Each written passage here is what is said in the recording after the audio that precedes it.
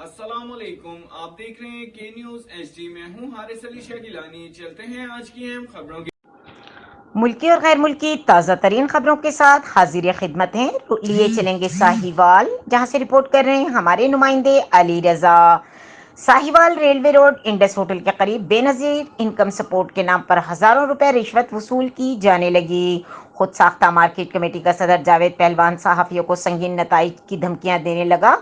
तफसीलात के मुताबिक रेलवे रोड इंटेंस होटल के करीब वसीम नामी शख्स के शॉप मौजूद है, जो कि बेनजीर इनकम सपोर्ट के पैसे निकलवाने पर 1000 रुपए रिश्वत वसूल करता है। जब इसकी इस चोरी पर लोगों से पूछगछ की गई तो इस इलाके की मार्केट सदर जावेद पहलवान ने सहाफ़ी को रिश्वत की ऑफर की और बैठकर बात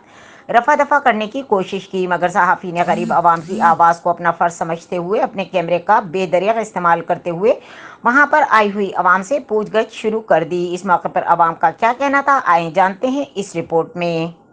चाचा कौन फड़ रहा कार्ड दस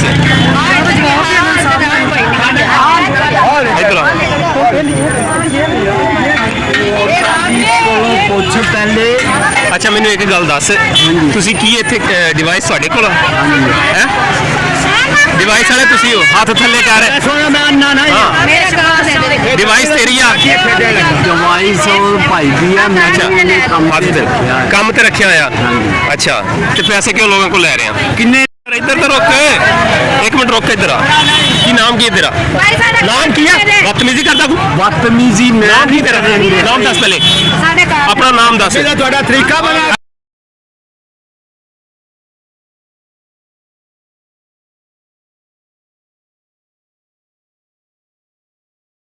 बाजी तेरे को पैसे ले 500 रुपया ले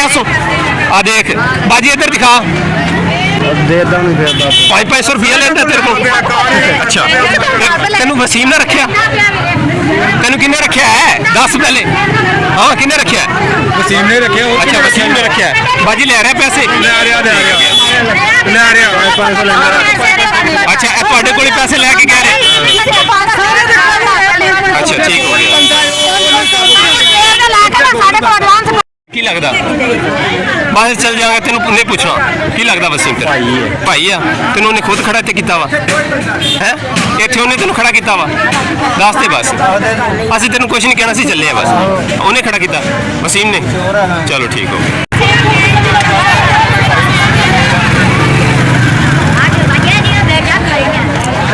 अस्सलाम वालेकुम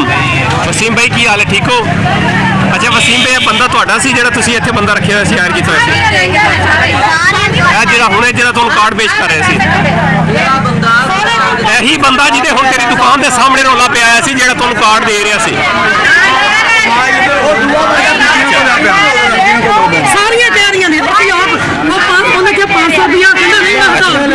हजार रुपया लागा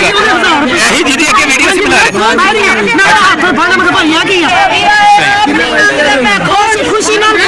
वसीम साहब मैं वह बयान नोट किया कह रहा कि मैंने वसीम ने नौकरी पे रखा है तेरे अगे इतने शटर के अगे खड़ा हो गया भाई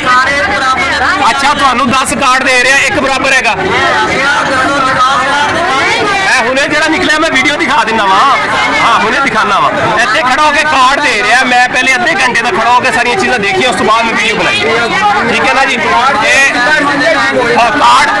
एक बाजी के कार्ड भी उन्हें वापस किए हैं मैं खुद करवाया वापस पैसे भी लैके कर रहे हैं क्यों कह रहे हैं वसीम ने मैंने जॉब से रखा है ठीक है सर कोई बंदा आके कह दे मैंने वसीम ने जॉब से रखा मैं वीडियो बनाई उनका रिकॉर्ड किया मैं पागल तो नहीं है तो कह रहे हैं जनाब बंदा हुने निकल गया वा मेरे को एविडेंस मौजूद है बंदा मौजूद है या नहीं है बंदा नस जाए कोई हर्ज नहीं ठीक है। मजीद खबरों और अपडेट्स के लिए हमारे साथ रहिएगा, तब तक के लिए अपना ख्याल रखिएगा। अल्लाह हाफिज।